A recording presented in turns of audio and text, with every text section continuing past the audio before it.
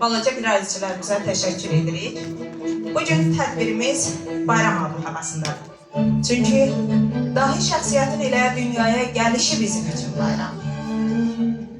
Bildiyiniz kimi həm də 10 may tarixi ölkəmizdə gül bayramı kimi qeyd olunur. Biz də istədik ki, balaca fidanların yaddaşında ulu öndərimiz gözəl xatirələrlə qalsın. Odur ki, tədbirimizdə həm milli abu-hava, həm də xarici mahnılara yer vermişik. İndi isə İspan rəqsi ilə tədbirimizi daha da rəngarəng edəcək Elgün Abbaszadə və Elay Abbaszadə. Alqışlarımızla.